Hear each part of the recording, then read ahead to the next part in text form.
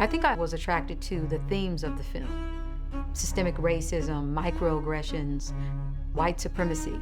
And I think, especially with the time that we're in, it's important to shed even more light on these toxic issues.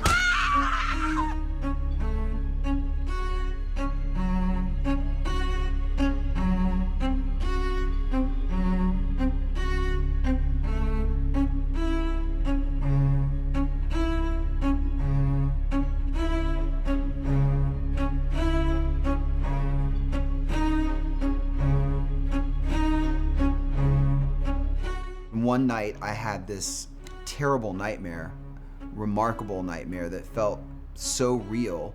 The only thing is that I wasn't the star of my nightmare or my dream, which I normally am. I don't know about other people, but I normally am the star of my dream. But anyway, I was not the star of this nightmare. It was a woman, and her name was Veronica, but it happened almost pretty close to what you see in the script. We wrote the short story from that nightmare.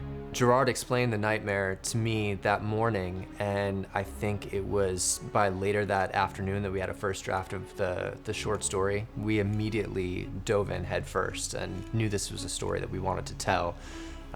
At that time, we didn't know that meant feature film, but we were excited about the short story at that point. I am drawn to, innovation and different ways of storytelling. I don't think there's anything new under the sun, but I think it's the combination and how you use certain elements that make it innovative and make it unique.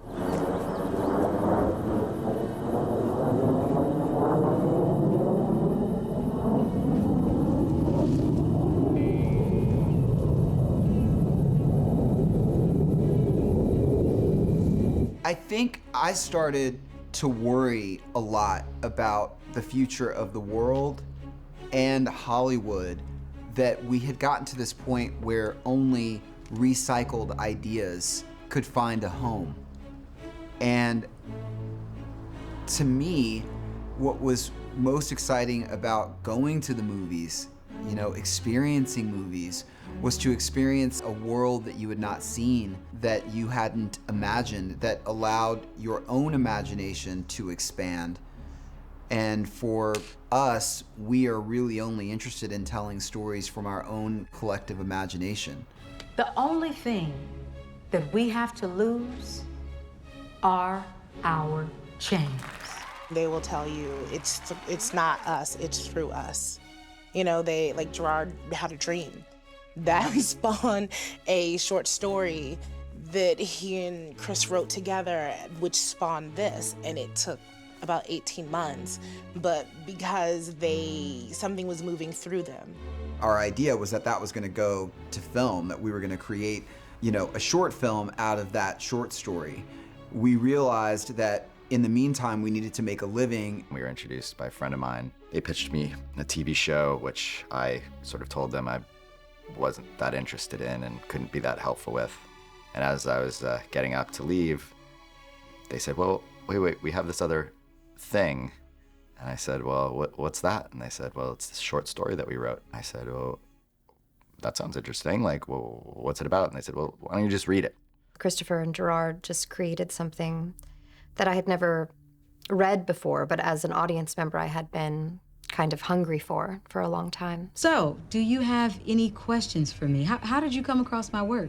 Oh, I saw you on one of those legacy media networks. I believe it was a roundtable discussion about inclusion. You were so articulate. We always knew from the moment we put pen to paper, so to speak, that ultimately this was going to be a movie that we would direct, that we would produce, that we would spearhead and guide in every detail of making the movie from script to screen. That was never a question. When I got the first draft, I think it was right after the winter Christmas holiday, and it was, I read it for the first time thinking, okay, well, maybe I'll have to find somebody to polish it, or I'll have to do this, or, we'll figure out how to get it there. We used to talk about writing something and giving it to someone else, but like I'm not giving up my child for adoption. Like I feel like I'm going to, you know, hold. Now, if I felt like that my child would be better served somewhere with someone else, well, of course. But at this point, all of it is, you know, everything that we've written feels really like we would be the best suited, that the art would be the best served with us at the helm. We got that. And I read the first draft and I called them and I said, we're not going to need anybody else on this movie. He was the one who took us from short story all the way to a deal at Lionsgate. And it was just the three of us. If it weren't for Zev, this movie never would have been made.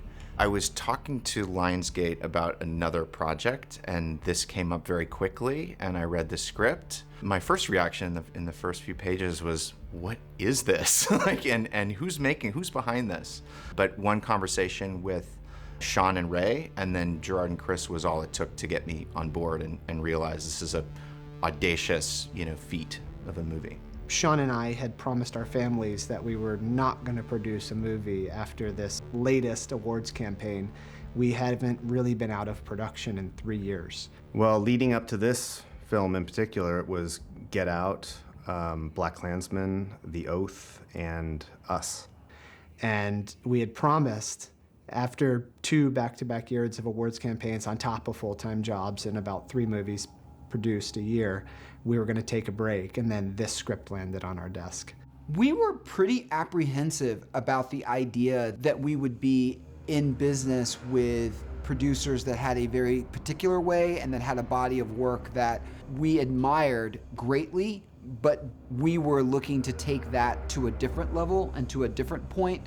And so we have our own way, and we are super specific in what we want. Thankfully, Sean and Ray couldn't have been more supportive, and they were, I think, as determined as we were to see our vision on the screen as we were.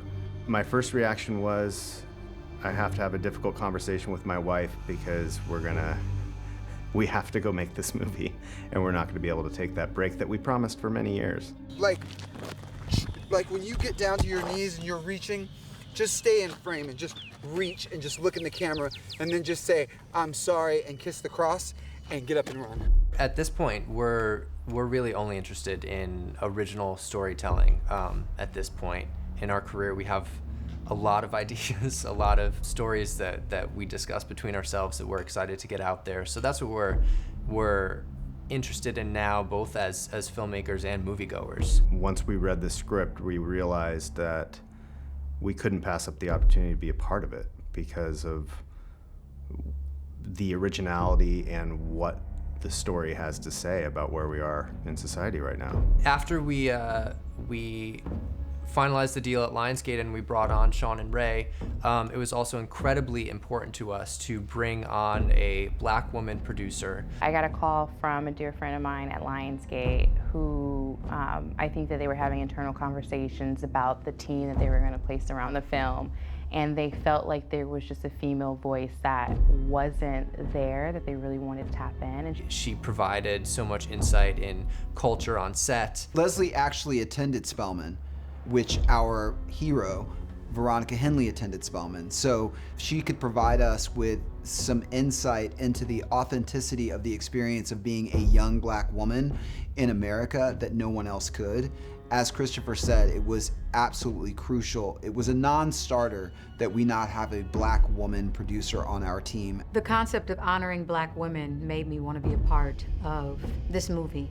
Black women from the past, the present, and the Black women who will shape the future. Women like Maxine Waters, women like my grandmother, women like my ancestors. I had a very direct conversation with Chris and Gerard because I needed to know that this movie wasn't transactional for them, you know, that they really believed in it. I wanted to hear what their inspiration was behind it, from both individually, not together. I wanted to hear what their motivation was behind it and what their intent was for this film and what conversation they hope to spark. I am a Champagne lady, and we are Champagne ladies. Christopher and I are surrounded by Black women in our lives because we have a mixed family, so to speak. So we're familiar with these women and we know them well, and we don't see them regularly portrayed on the silver screen in the way that we experience these women. One of the things that really helped beyond their fearlessness was their commitment to get it right. They were very aware of what they were not aware of. You know, they knew that there were things that they did not know, so I appreciated from the get-go that they asked the studio to bring in a female. We're expected to be seen, not heard. Or we risk being perceived as threatening to the patriarchy. Or God forbid, we continue to get branded as the angry Black woman. The burden that Black women have to deconstruct white supremacy and racism every single day doesn't get talked about enough. I wrote Shedding the Coping Persona as a roadmap to revolution for historically marginalized people. And I felt like this was an opportunity to shed light on what we're going through daily. It was a little bit of a no-brainer for Janelle to play this part because she has this strength and serenity. I mean, it was intentional, it was in the script that in the first act, I mean, I think maybe she says 8 or 10 lines in total, and everything that happens with Eden in that first act is nonverbal. And that was one thing that we felt Janelle is able to communicate so much without saying a word. There's so much happening just in her eyes and the stare and what you see when you look at her face. You feel so much, and she doesn't even have to say a word. Thinking about Veronica and all the Veronicas that I know, because she reminds me of so many strong Black, educated pillars in the community. What she does is not just for herself, is to uplift her community. Just a reminder, you can pick up Shedding the Coping Persona on your way out. 20% goes to HBCU schools, including Louisiana's own Dillard and Southern universities. And I think that I was drawn to that. I was drawn to how much of a modern day superhero she is. I mean, that's why she was targeted, not just because she was, you know, who she was and lived her life how she lived it, but she was inspiring all these other women. They're stuck in the past. We are the future. Our time is now. In her keynote address, that you all are the future, which completely mirrors what Eric's character says to the white supremacists on the plantation. I have faith in this because I have faith in you. You all are the future. And it is you who will lead us all to the ultimate victory. And it's that contrast. They can't tolerate that this is what she is teaching. And one of the other things that's super important is how she deals with an oppressed system, a system that does not work for her. The disenfranchisement of Black people in America is by design written into the actual DNA of this country. Your argument, however flawed, has been successfully promoted and propagated through repetition. We hear it over and over again. But I'm here to tell you that this vicious cycle of inequity will soon be broken. Boom! Boom!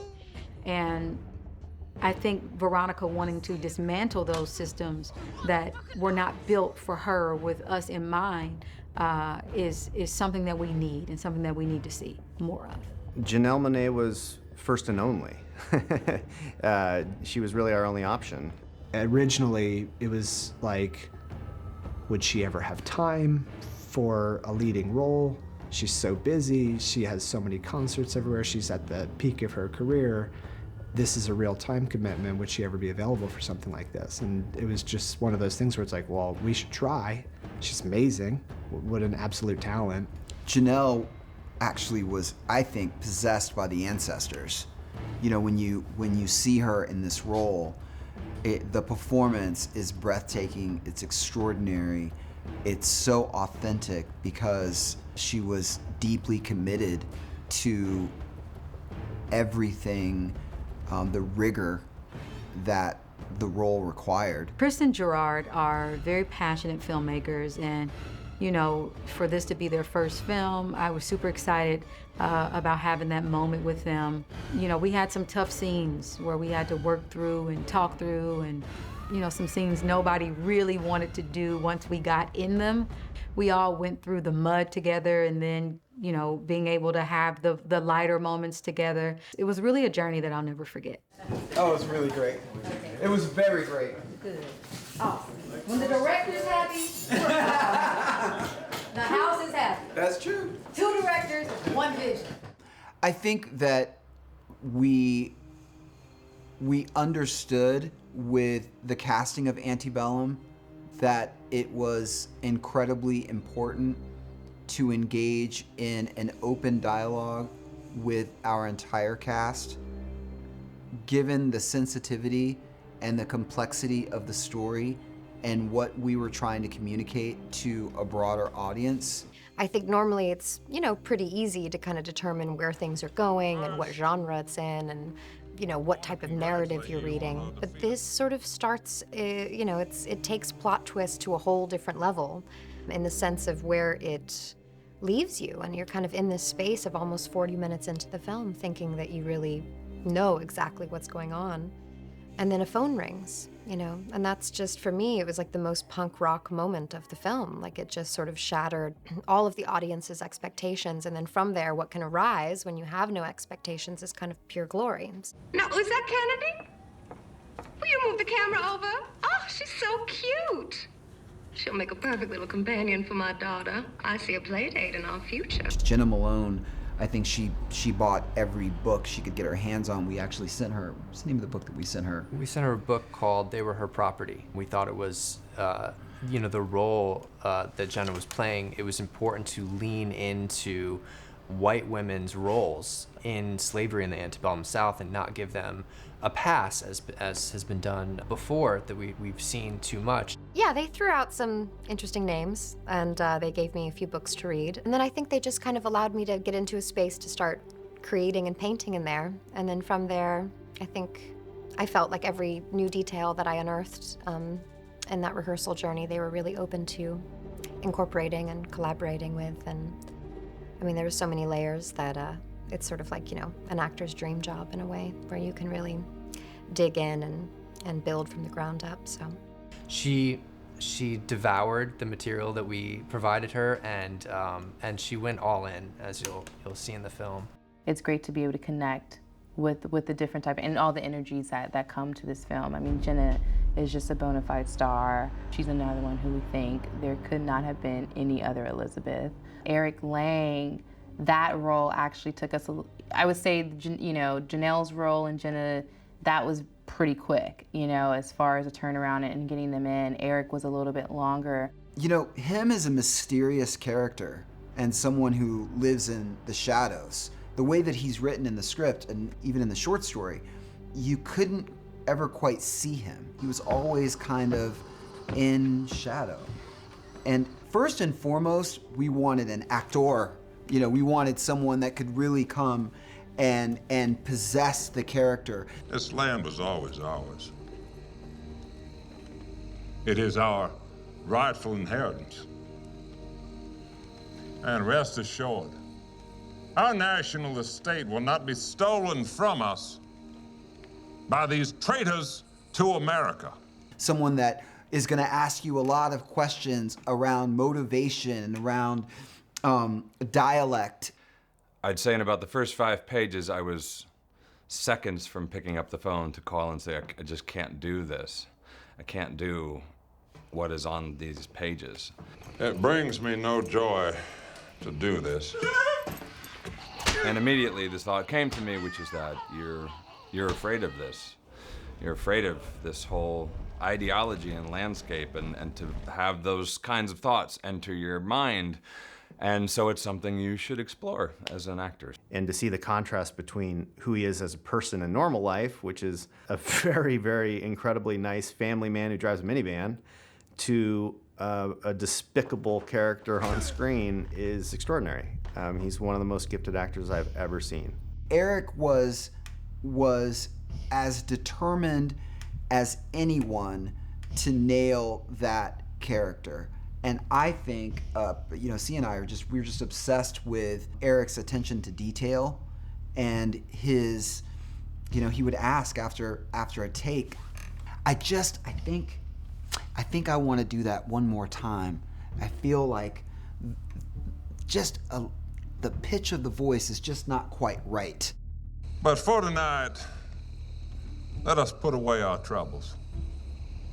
Drink and be merry, you've earned it. They have done commercials and music videos, but to move into the feature world for the first time, there's something really infectious about being around people like that. You work with directors who've done this 100 times. It's not new to them anymore. It's not exciting, but it's something that's been done for them. And this, to be their maiden voyage into shooting a feature, that kind of energy and that kind of newness is really intoxicating. What do you want? It's 3 a.m. When Gerard and Chris imagined this character, he had to embody, much like Janelle does, these sort of two worlds, and you had to be able to see him, as these two different people. Eric really was exactly the kind of artist-actor that the role required. And he and Janelle, their alchemy in what they are able to create together in this non-verbal language, in this understanding that is more intuitive than anything else, is really remarkable to watch. I often ponder the depths of your loyalty. Prove me wrong. Say your name, girl. We had an amazing casting director named Lorraine Mayfield. And Lorraine, she has an eye for the right talent, for the right project, for the right filmmaker. She found all these actors who are so perfect for this movie. People like Jack Huston, Lorraine understanding how important a trained horse rider would be to that role, to us making our days, was able to find Jack for us. I got it and I read it overnight. Actually, I actually think I read it that within an hour. When I was halfway through it, I was like, no matter what, I'm getting on the phone with these guys, because the script was already of that caliber. It was that high. I was like, okay, this is something I want to at least go further with. And by the time I got to the end of it, I said, yeah, I haven't read anything like this before. Jack Huston said something to both C and I that really caught our attention when we were considering the role, when he said, what you have to remember is that this is a character playing a character. I don't tolerate any backtalk whatsoever from inferiors. In fact, on this plantation, you will only speak when given permission to do so. And we started talking, and I'd probably say within the first 5 minutes of that conversation, I think we knew that I was going to be playing Jasper. It was that important, yeah. These roles were going to be heavy, and they were going to be asking a lot of ourselves, and we would have to go outside of who we are as individuals. It was important for us to just talk. So we didn't film anything without having conversations around race, around oppression, around white supremacy. It was important that we went out. It was important to the directors as well that all of us had an opportunity to connect human to understand where we stood.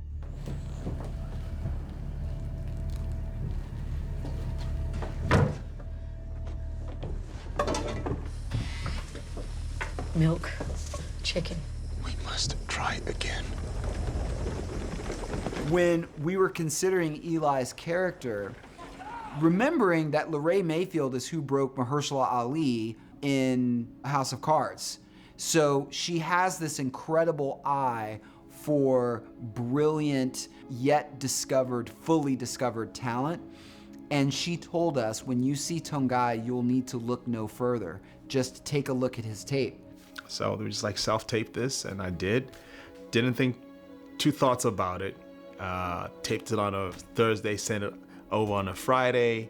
When we saw his tape, and I remember I was exactly where I was sitting with Christopher, and it was on a Friday, and we were into it with Lionsgate that weekend. They trusted us. We said, he's got to be Eli. We campaigned for him.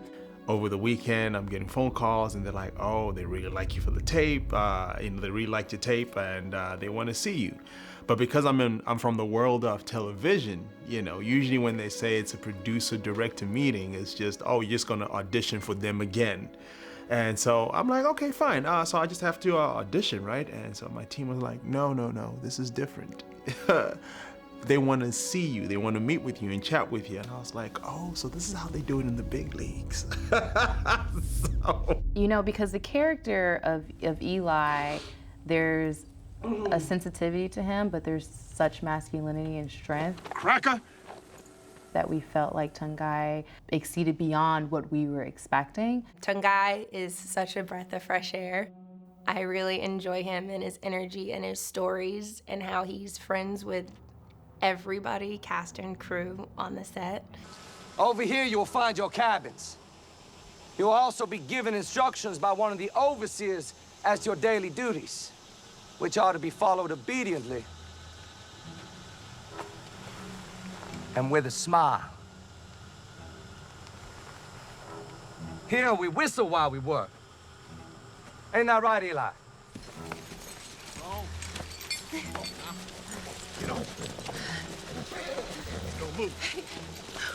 What is this?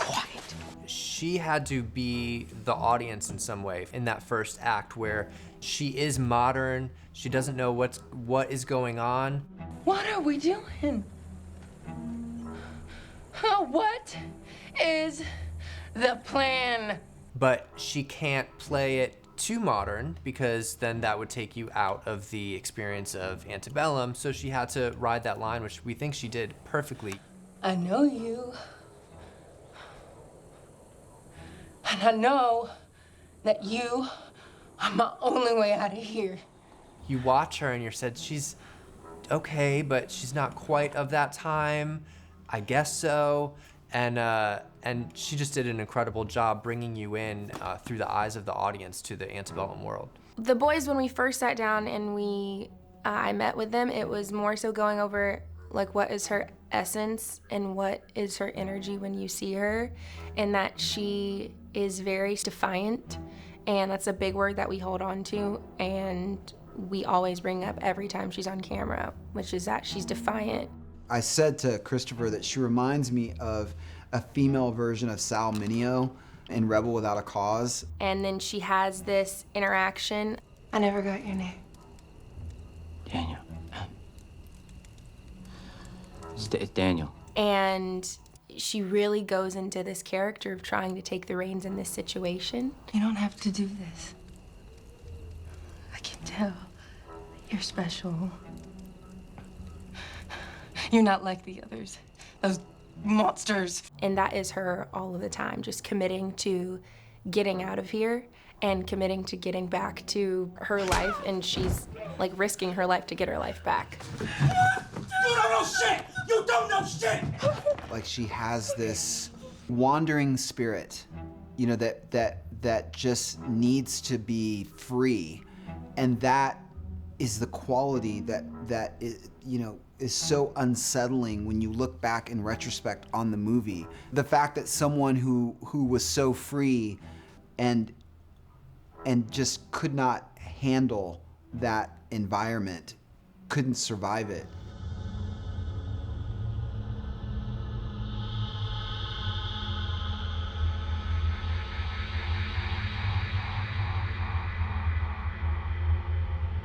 Because of the way the script sort of itself lives in these two different worlds, we have the tonality shift, which I think is sort of one of the brilliances of the script.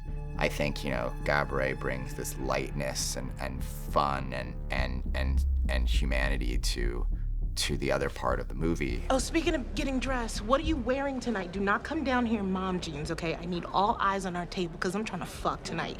You are on board for that, okay? And she doesn't really fit into the story at all. The way the film is set up is almost as though it's two movies completely. And so, you know, there's the harrowing slave and abuse and all of, and picking cotton and horror and trauma and damage. And then there is Dawn. Bye. Bye. Thank you. Who is genuinely in a different movie. The thing that I love most about this film and when I was reading the script was just seeing the joy that she has when she's with her girls. Nick is not the perfect trust, okay? But he is kind of perfect for me. Ugh, There it girl, is. You ruined it. I thought there was tea coming. I miss my baby, okay? The friendship between Dawn, Sarah, and Veronica is just like they have this really progressive female friendship that I have with my own peers, and I was so happy to see reflected in their writing because they just embody these really empowered but also grounded women. Ah, the past is never dead. It's not even past. Sarah is you know, an ally. She's not a Black woman. She does understand her role as being an ally in supporting Black women. The unresolved past can certainly wreak havoc on the present. And also condemning those who don't, you know, who may look like her or use their privilege to oppress Black folks. No. Sorry, I think what my friend is trying to say is that... Actually, babe, I got it. This table is 100% not acceptable, and I think that you know that, don't you? Becky. Listen, I'm actually not gonna go back and forth with you about exactly why this table is unacceptable. You're gonna seat us over there. Thank you so much, Rebecca. You're doing great. Look, for me, Black women are the quintessential hero of this country. And it has not been depicted. We've not seen it on screen in the way that it deserves. And it should not be novelty. It should be commonplace. Sometimes what looks like anger is really just fear. It's unfortunate in the year 2020 that, you know, a Black heroine leading a movie is in some way, you know, provocative and news-making or newsworthy. This is how we feel about it. Hopefully someday soon, this will be commonplace, but in the meantime, we couldn't be prouder to be associated with it.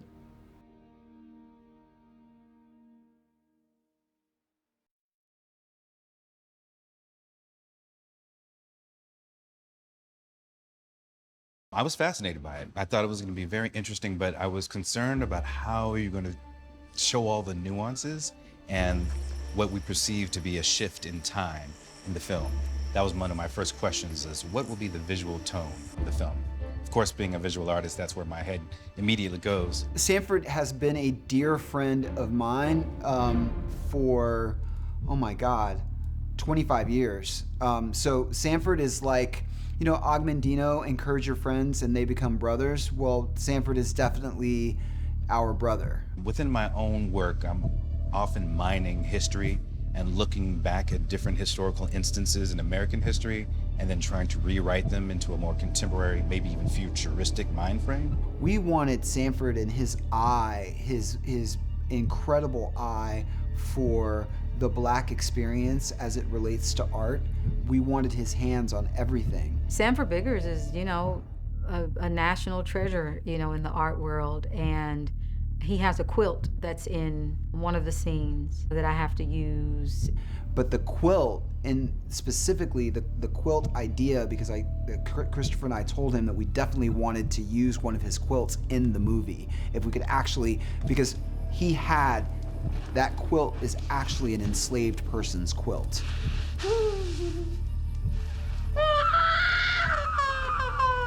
It's important for this movie to feel completely authentic to the culture that it lives in. And I think that Sanford has been a great help in making sure that we connect those dots in the right way. And Sanford came on as sort of a quasi-creative director and consultant who worked in tandem with Jeremy, or would supplement some of the art pieces and some of those ideas. They would strategize and collaborate together.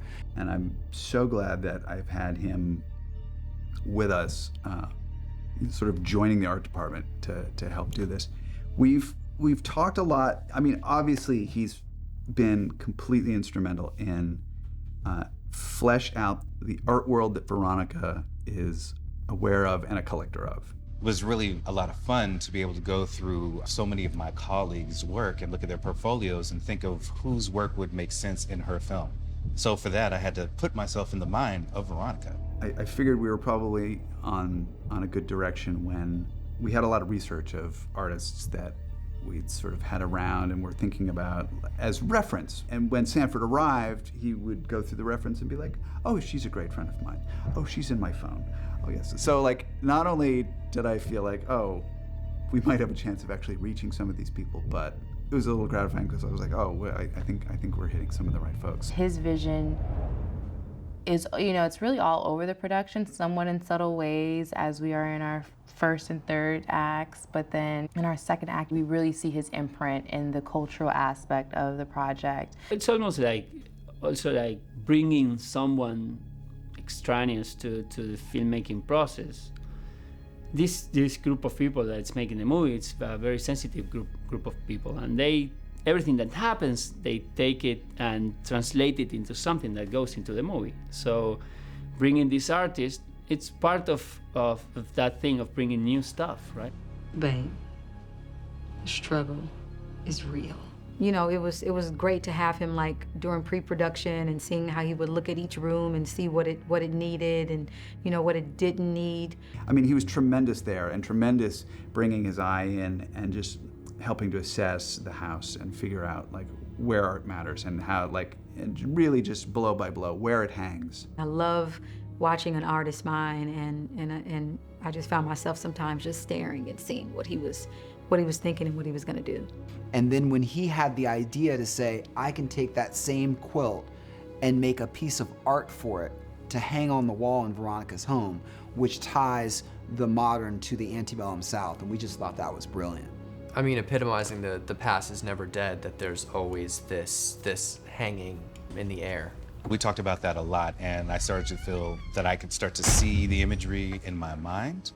And as the project started to develop, and I found out that Pedro was doing it, and I knew some of his work before, I became extremely excited about how the overall look was going to be. So which one do you want to be? The one on the left. To stand up? She's standing and maybe even resting against them. Working with Pedro was a delight. I mean, we weren't sure exactly how it was going to go with all of our experiences in commercials and music videos. We were always right there next to the cinematographer, directing exactly what we wanted, and we knew that, you know, we couldn't, that was impossible to do for the length of the production. For us to go in this way as they're coming in to get their faces. Yeah, we just push with the camera. You won't see their faces that well, right? Because if you want to hold them, hold like.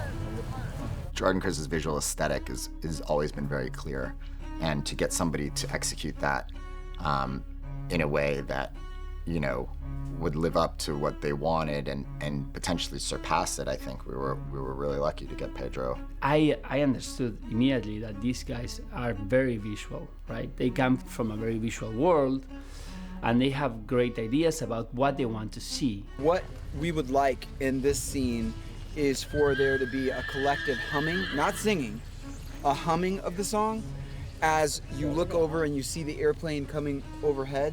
So you would start the humming of the song, you see the plane coming overhead, you would stop. And then once the plane gets over, you continue on where you left off with the humming of the song. Does that make sense? Yes. Is that possible? So we worked with Pedro, you know, very closely in pre-production, storyboarded everything out, and he completely saw what we were looking to capture. The first word that came to the table was painterly. It had to look like a painting. And he was looking at painters incessantly when I first got down on the project. And it turns out that he was looking at a lot of paintings that were chiaroscuro, so very extreme darks and natural light, but one light might completely illuminate a scene. So it was very moody. And that is very much a reaction to the filmmaker's ambition. They came to the project from day one with what they wanted it to look like. And they knew what they wanted, and Pedro was a guy who could give that to them and more. I think he's done a spectacular job elevating this, type of genre in a way that not many people have seen before. On this plantation, you will only speak when given permission to do so. That means absolutely no talking among yourselves. The concept of silencing Black women, oppressing Black people is horror. It is horror. Slavery and enslaving, not slaves, but people who were doctors, who were lawyers, who were educators, who were brilliant people, is horror. I think when we were writing the film, we didn't have any particular genre in mind. We were just getting the story out. And I think that through the production process, we kind of leaned into the horror aspects just because inherently this feels like this is a horror film. It's horrific.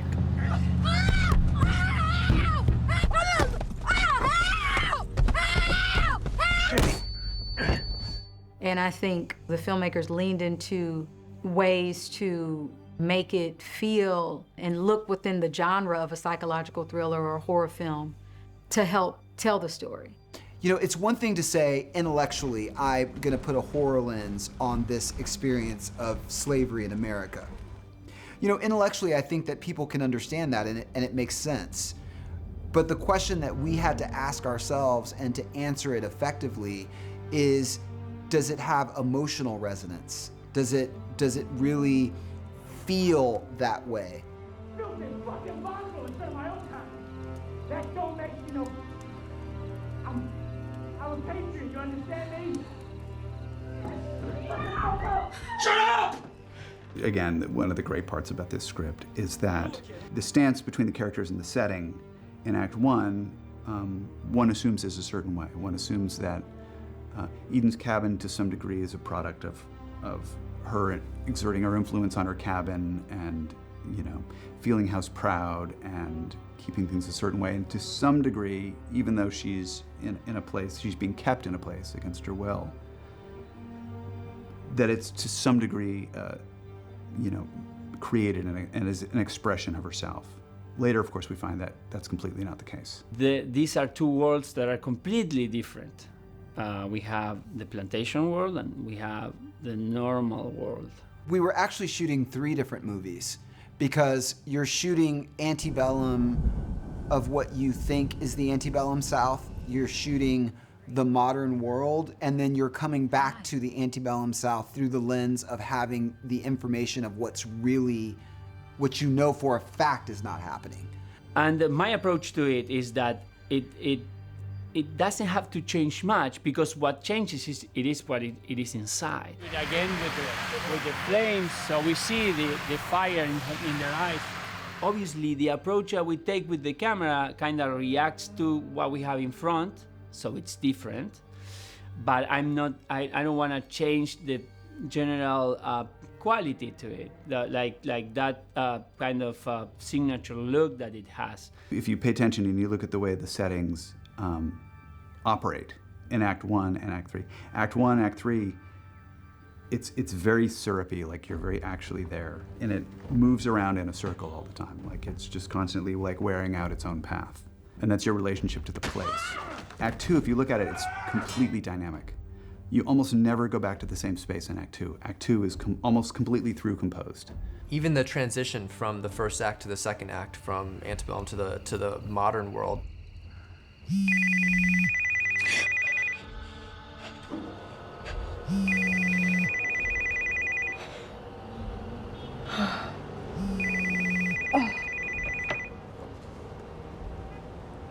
Good morning, Steph. That's something that we worked to perfect because that was an important moment in the film to bridge those two worlds. The palette absolutely has an arc where you start in these sort of worn, dusty browns. You do have vibrant greens. You play that palette for what it is, and then Act 2 is much sleeker. When we get to Veronica's house, it's like a palette cleanser. As the story sort of bends and pulls Veronica into the plantation slowly as these, as these unseen people sort of start to entrap her. The palette changes, like the hotel becomes much more saturated. Girl. Ms. Henley. And there's a different, sort of more intense, like purpley, woody, sort of darker palette that starts happening, which is reinforced more in the restaurant. So you really only pop into just like a very clean, light feeling in Veronica's place.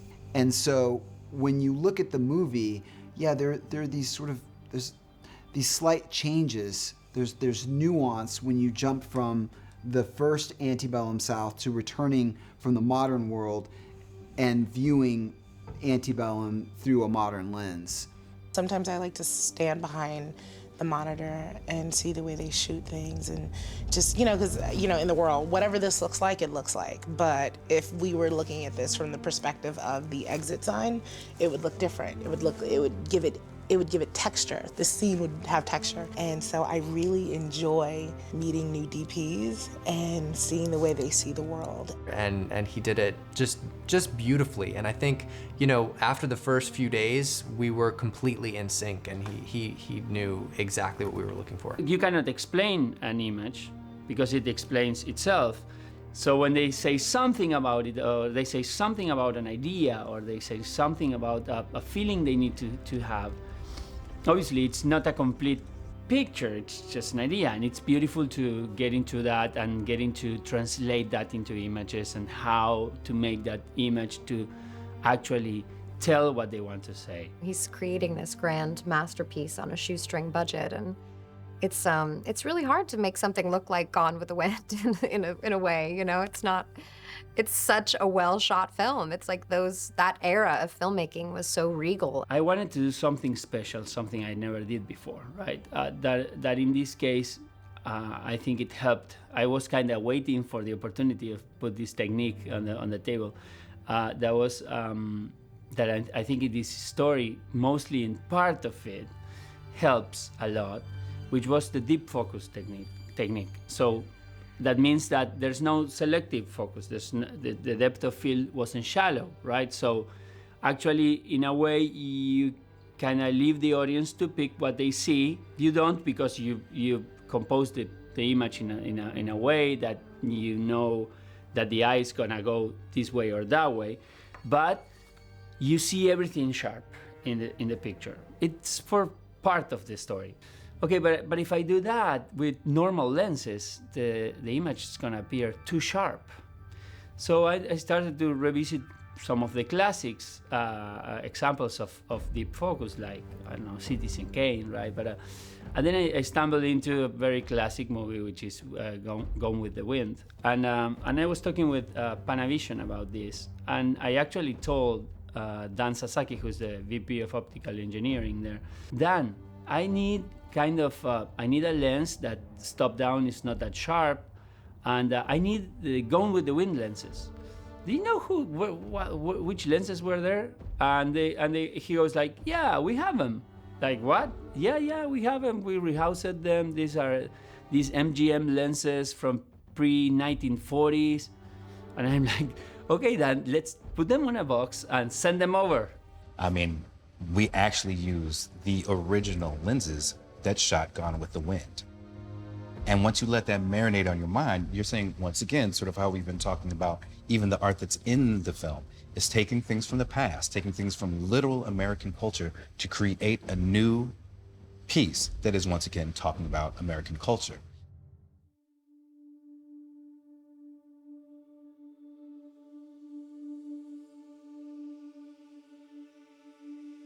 Shooting on an actual plantation is such an invaluable part of the story, because really you get out of the van and you walk a couple feet and it's like there's no acting required. Everywhere you look is a real plantation, and so there's no end of the facade. It's there 360 degrees around you. You can tell a lot about history through the architecture, you know, and how things are sort of regulated and put next to each other. Like, what is in the forefront? What was the most interesting? What represented value?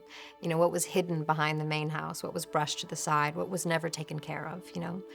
What was built haphazardly 100 times and what was built perfectly once. So in our scouting and trying to identify the right plantation for Antebellum, we were looking at Georgia, we were looking at Tennessee, and we were looking at Virginia. We were really specific in the trees that we wanted for our movie and for the plantation. And those trees are really plentiful in southern Louisiana. It's a very specific look that they give you. So for me, it was a question of getting to the plantation and just sort of learning what it had to offer and learning what was there. And so once we had drilled it down to southern Louisiana and started to really make that our focus, on one of our scouting trips, when we went down what they called Plantation Row. When people are getting married on a plantation, you know, because they think it's sort of this beautiful white house and this, you know, sort of like in these fields in the background, and people aren't thinking about like the history of that place and what was there and that, you know, that this place is sacred ground, you know, in a lot of ways. But when we got to Evergreen and we saw it and the grand staircase that led out to the front and how we could imagine going to the back of where the horror lives in order to enable that plantation life for the Southern gentleman and Southern lady, it was perfect. As a Black woman coming onto this plantation, it was very eerie at first, which I anticipated it. I didn't think that it would, you know, it'd be a walk through the park, but it's, you know, you can feel the history here and the weight, and, you know, while some things have been restored, like these trees ain't new. You know, like these trees have seen some things, you know, this ground has seen some things.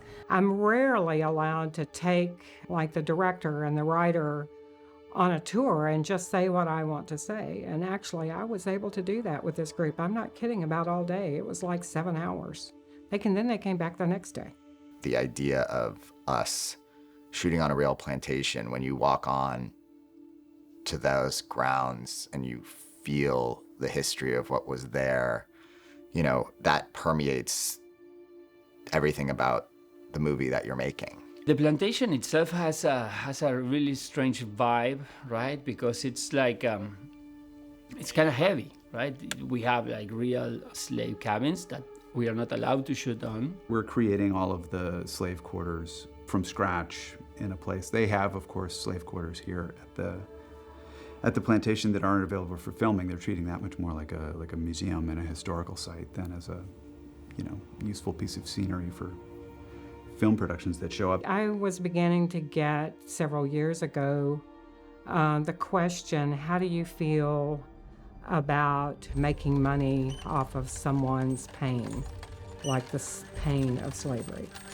Now, I could answer that because we basically, every cent goes back into Evergreen. We do not make money off of this. We actually don't. But we when you think about film, that is a lot of money. And even if I said, all I'm gonna do with it is paint and put new roofs on buildings, that really is still not enough at this point. I think we just had to honor that this is someone's place of memory, a holy place. It's the only place in the United States where all of the slave quarters still exist in their original positions. And basically, so this is the only place you really can come and it be the real thing. And so basically, by just saying no to everything back there, except just simple people walking back there and having that experience, I'm honoring that. And that's really why. If you've spoken to Miss Jane, you see how dedicated she is to preserving the history and not making this a monetary amusement park, or, you know, which we kind of, well, I won't say anything about the other plantations, but you know, but this felt very, very right for us. So I think, like I said, coming here on actual grounds means a lot for the authenticity and spirit of the film. You know, everybody, especially film, comes with people's perceptions. The public's perception has to be honored. And so in this case, I think that almost anyone just thinks about the plantation, you think about, picking cotton, not cutting cane, because this is a sugarcane plantation. And in the story, it was cotton, and we talked about the advantages to changing the story at that point. They said, well, maybe we could do both. And I said, no, you could do one or the other, but you can't do both. It wouldn't work. And so we talked about things like that. It's been that way the whole time, which has been fun for me, very, very much fun for me. Look, I can't do this. Whatever you're doing, I can't do it. Listen to me. Wherever you came from before here, you need to forget about it. The best production designers in the world are able to, take a toothpick and a piece of dental floss and turn it into to sort of MacGyver it into a set, and Jeremy has probably taken, less than that and done more with it. So. Helps to know how to do everything. You're placed in that situation on that plantation, and you feel the history, you feel the ghosts, and it gets under your skin. Being at the plantation was almost a surreal experience, and not just for myself, but for everyone who was there. And that was the thing that really struck me. First of all, I'd never been on an actual plantation before, and it's very easy to talk about these things, but once you're there and you start to feel the wind and the weather and the moisture and the sounds and the sort of hush that's there, you start to, you're starting to entangle with ghosts of the past. I had never been on a plantation before until I started filming, and we had some shots that we had to do at night. So I felt the presence of a lot of things, going into the cabins and seeing, how the lawns were still manicured, and just seeing that there were people taking care of the place. It was hard. It was rough. And there were times that it was really overwhelming emotionally to be there. But what I did was go over to one of the enslaved people's cabins, and I just had a moment by myself and just a good cry by myself. And I think that's what is required of most people that are going to be spending a lot of time there. And the owner of the property encourages you to do that, to just go get some time by yourself in the cabins and get right with it. And you're never going to get okay with it, but you can get right with what we're capable of as human beings, and how the evil and the terror that we are capable of. But on the flip side of it, we're also capable of such incredible compassion and love. It was really powerful. It's funny, I actually never went to go visit the actual slave cabins. There's like this whole energy of just the land. It was a really beautiful, haunting, gorgeous space, and just something kept telling me, like, no, not yet, like, not today. And then I realized it was my last day and I never did. And so it's also funny how you can't force research either. You have to kind of allow it to come through your own kind of guise of self-respect and intuition. And when we were there on set and people were in costume, where you have Confederates and enslaved people and all of this action taking place, when we weren't rolling, I could visibly see people being transformed by being there, because we're all grappling with the history in our own way. What we've seen about the Black experience in America has been purely from the perspective of those that would have you believe in this romanticized idea of the antebellum South. And we were so committed to telling the truth of that story. It's a fascinating time period, and I had never, even though I had done this time period before, I had never done and specifically focused on actual slaves or plantations. And so it was very interesting to me, and just being reminded and to even delve more deeply into this part of our history that I think is often either forgotten or sometimes made out to be that it wasn't as horrific as it really was. Well, the costumes for Eden were pretty standard in terms of what my ancestors were wearing during those periods. And getting into it every single day was like stepping back into the past. And Mary made me feel just at ease and comfortable. She was patient with me. With Mary Zofries as our costume designer, we were going out shopping for a Mini Cooper and we got a Bentley. I can't even begin to imagine that we would have gotten somebody of Mary's caliber. I feel blessed that she would want to even lend her time to a movie like ours. We were extremely fortunate that she loved the story and that she was so excited to be a part of the project in this movie. And so I was excited to read somebody who had written a script that I really responded so quickly to and so positively to. And they're lovely guys and they're enthusiastic and they knew what they wanted. And so we had a really good first meeting. There's not a lot of costume designers who could have pulled off what Mary Zofries did. She used her experience with the period, to pull something together in a very short amount of time. But it was funny. I still didn't know if I was going to do the film or not, and they were like, "We're not meeting with anybody else." And I was like, "Oh, well, uh-oh," like because at first I was saying, if I end up doing this, and they're like, "No, we're not meeting with anybody else." Like, and I remembered I just thought, "Oh, shit, what if I end up not doing it?" Like I really felt like I was going to let them down. So it's an interesting strategy if you want someone to do your film, just tell them you're not meeting anybody else, and chances are they'll be able to make it work for their schedule. And so she came in and showed us, she filled a table with sketches as to what the antebellum plantation would look like, the feeling, the tone that we were trying to set. I don't know if you notice in the visual of the movie, we were committed to these prismatic sort of colors. We wanted it to really pop. We wanted it to be really vivid and feel like something as inappropriate as Italian Vogue on a plantation. Our first part of the discussion was that, it's a thriller, and so in order to sell the basis of the thriller, the beginning of the film has to be completely authentic. It's stylized, but there's an authenticity to it that will bring the audience in, and you'll feel the oppression and you'll feel the tangible, horrific, emotional quality of that beginning because I wanted it to feel real.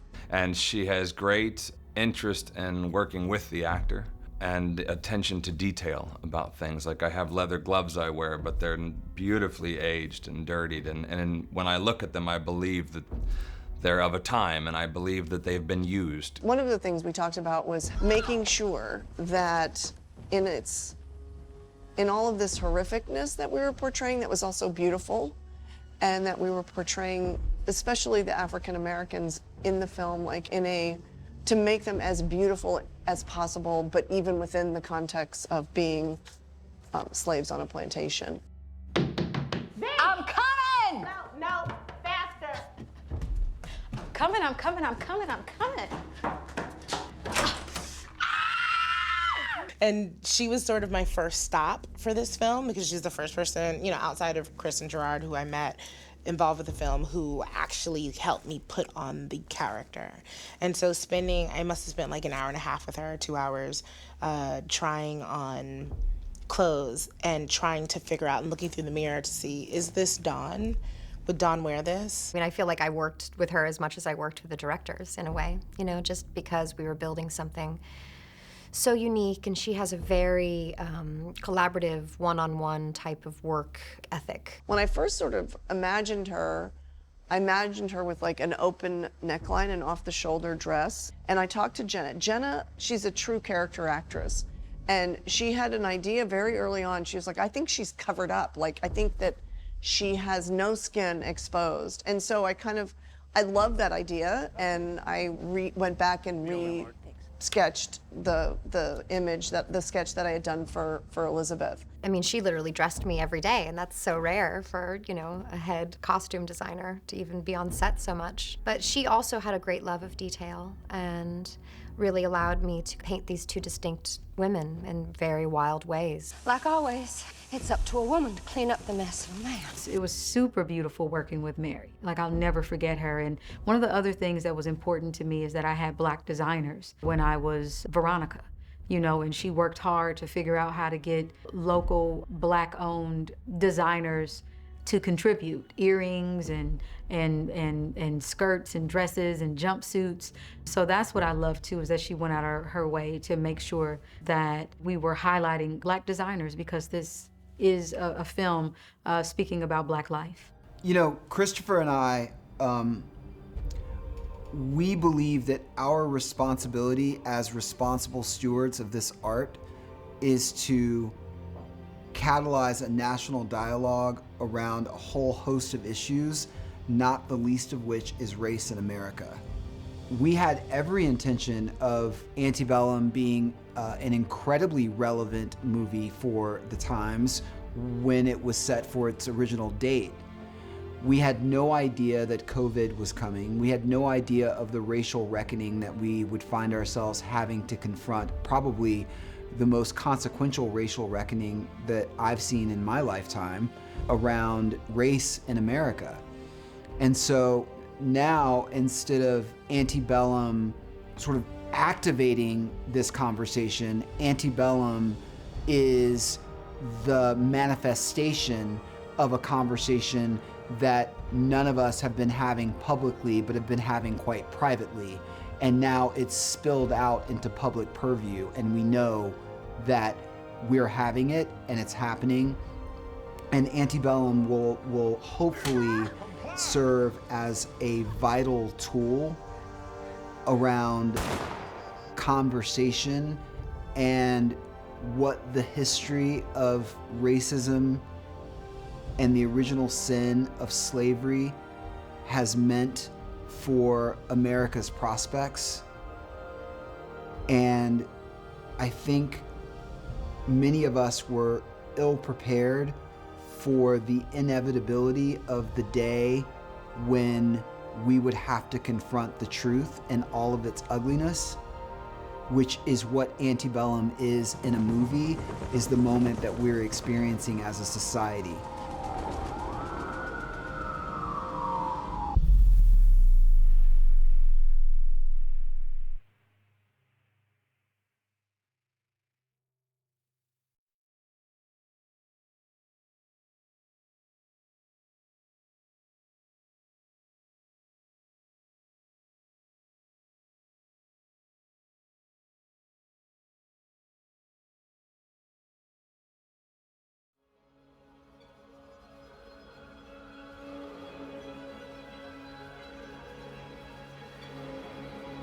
Yes, the opening shot was quite ambitious.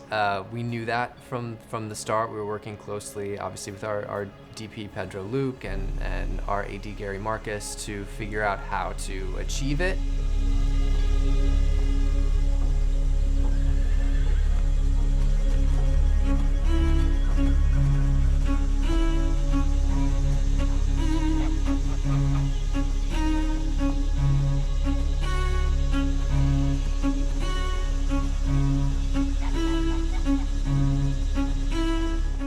It was vital for us in order to bring the viewer into the world of Antebellum. I mean, the first 10 to 15 seconds of the shot is basically Gone with the Wind, and the rest of the shot proceeds to show the horrors of what Gone with the Wind really was.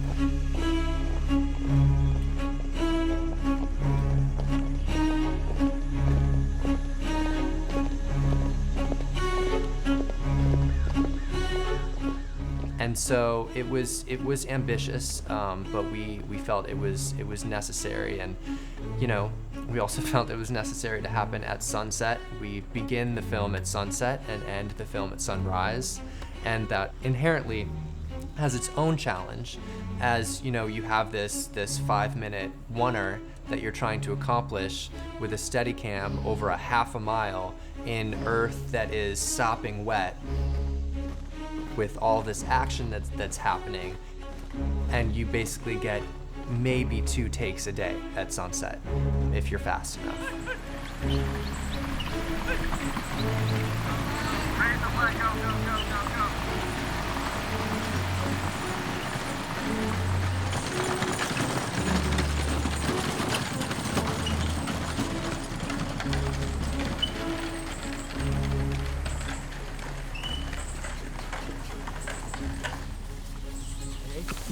And now we go.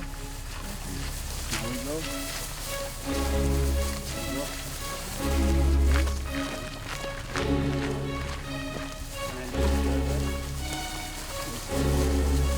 Slow down to the car. Slow down a little bit.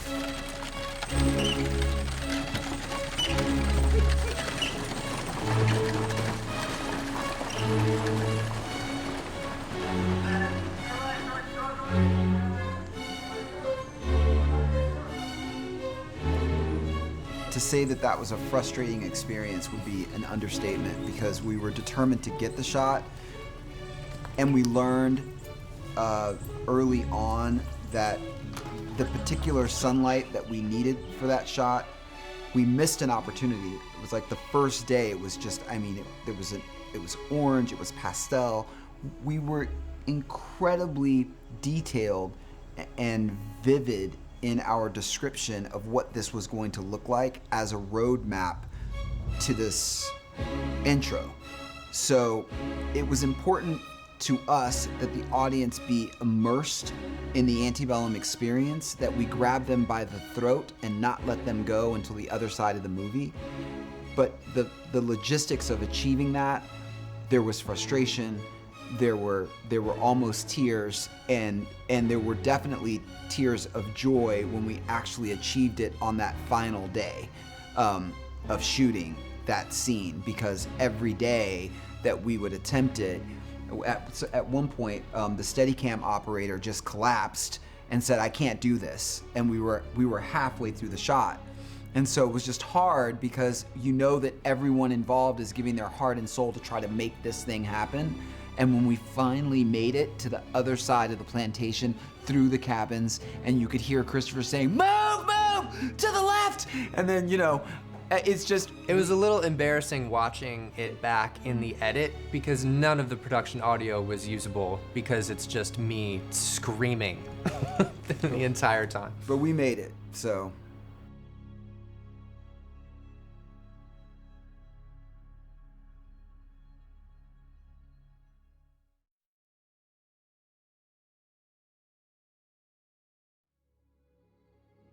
Human beings, what we are most attracted by, whether we realize it or not, is mystery.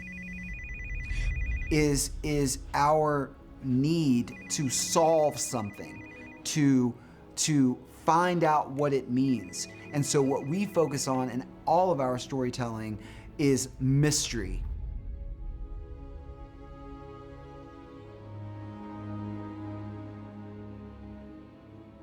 If you're not watching the main characters speak, you know, your eye can be attracted to something else, and you can actually tell that there's a story going on over there, you know, and in some way, shape, or form informs the scene. You should not be able to know where this film is going, and that should be the way to keep the audience engaged and looking at the details. And this film plays so much in the details that we've built in and the little Easter eggs we've built. Every Easter egg was laid out in a very specific order in the script, and for good reason. And that reason is, yes, to educate, but first and foremost to thrill with having to unsolve the mystery. So I knew, you know, that this film was super important for them to execute, and you know, just seeing their passion for wanting to make sure that every detail was paid attention to, I really respected and appreciated that. This is what victory looks like. We were speaking about how to, once again, sort of ramp up the psychological tension when you're in the modern world and she's going into the hotel and you start to see all of these images around, and the closer you look, you realize that there are all these idyllic southern plantations. Can I please make a reservation at Stefano's tonight? Concierge? You'll see things everywhere. You know, if you watch the movie a second and third time, you'll find backgrounds, you'll find little things in the edges of the frame that you never saw before that will just sort of add to that sort of ominous tone of what this is. I love, the level of detail that went into this film was impeccable. It was really stunning, and I didn't realize it until certain things would hit me. I'd be like, wait a second, that man is from the plantation. Oh, okay, yeah, they're putting in all of these very subtle little hints and braiding it in. There's a guy at the bar. I said, don't look. That has been staring at us the entire night. It's creeping me out. They're telling a story with everything that's in the frame, you know, to the background, to the person who's like all the way back there. They're paying particular attention to detail. To say that things are not always what they appear to be. And sometimes what you're looking at it purely depends upon that vantage point. It depends upon the prism in which you're viewing it or experiencing it.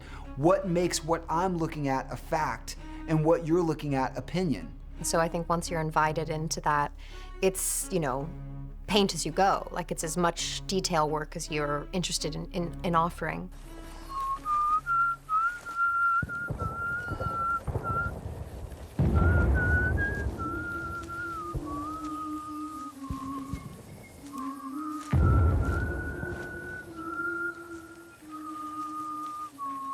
When they're whistling out in the fields, they're whistling Lift Every Voice, the Black National Anthem.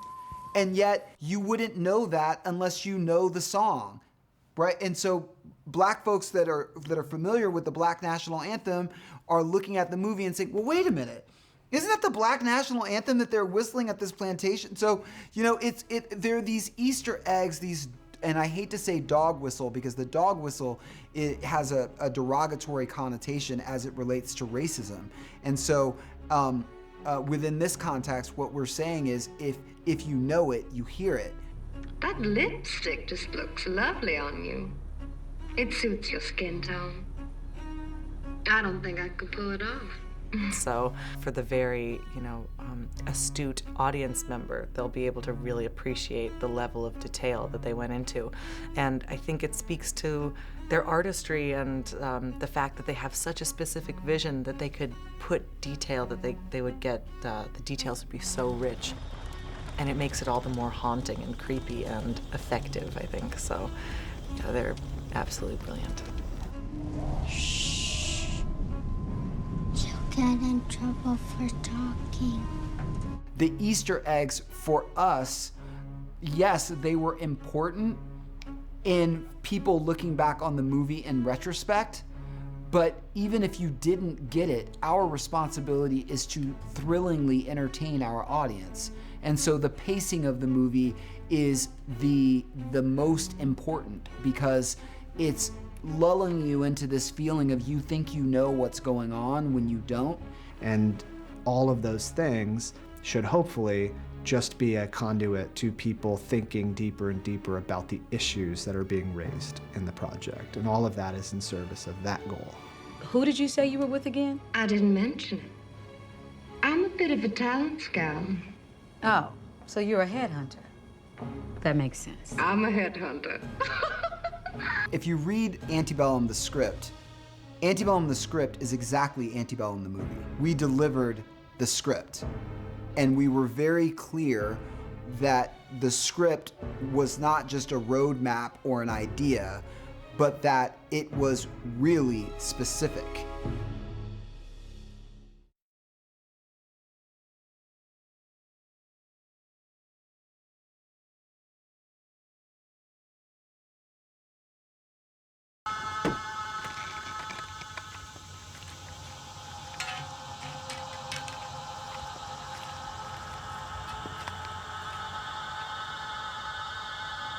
Wait. 128. Darling, come here.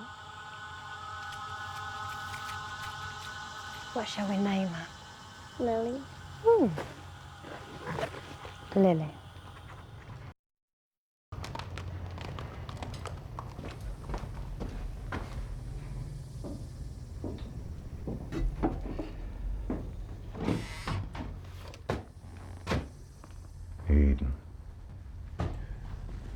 missed you, girl.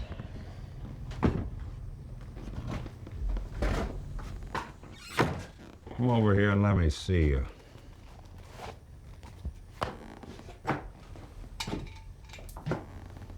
No need to be afraid.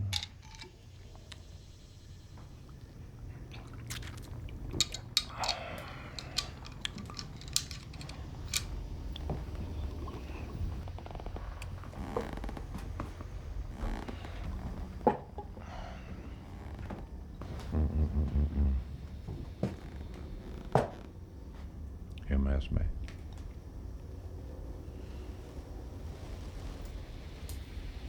You may speak, girl. Yes, sir.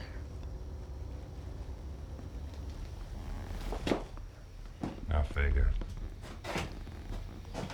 Missed you too.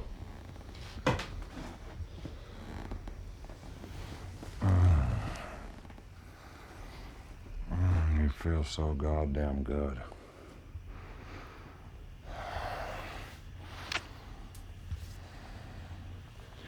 Among my concubine,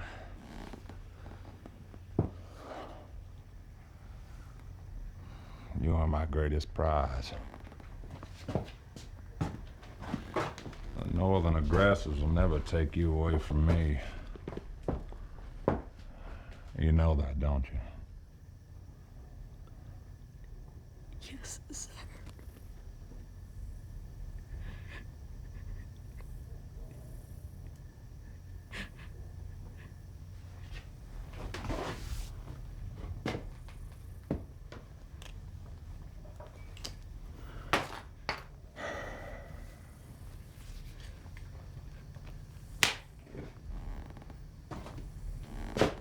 You should get a bath.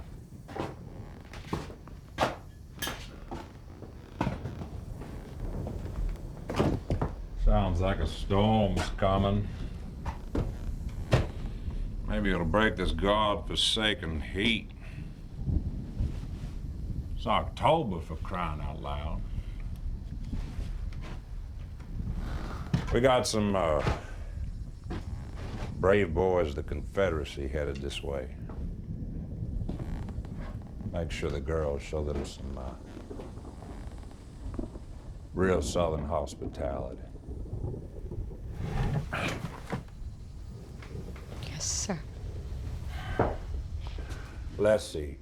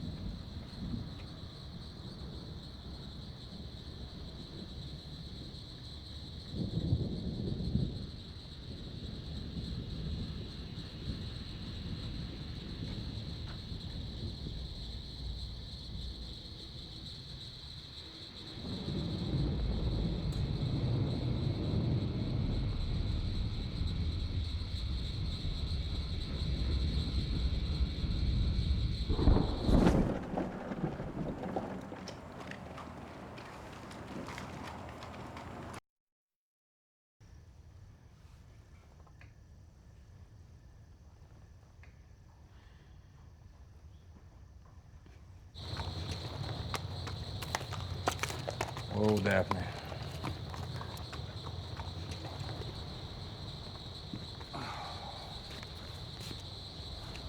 You're my favorite girl, aren't you?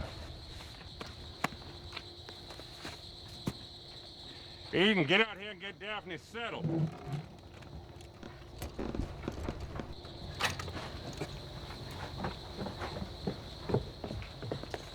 How's my second favorite girl?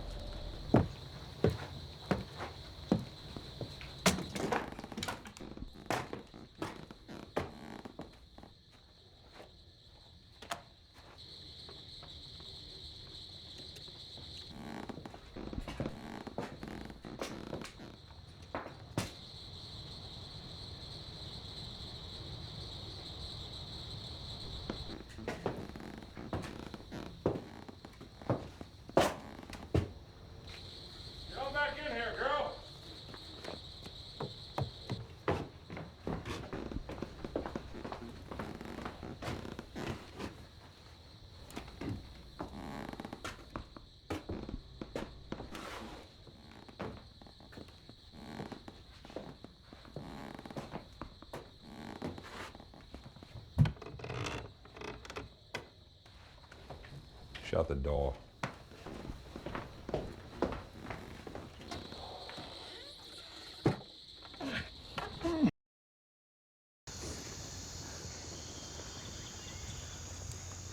You boy, bring that basket over here.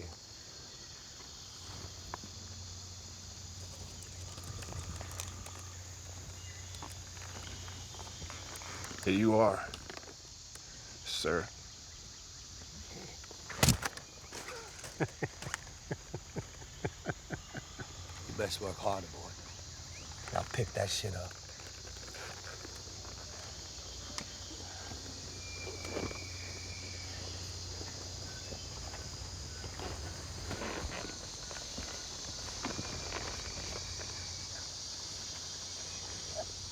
Don't even think about it, boy. I will light you up.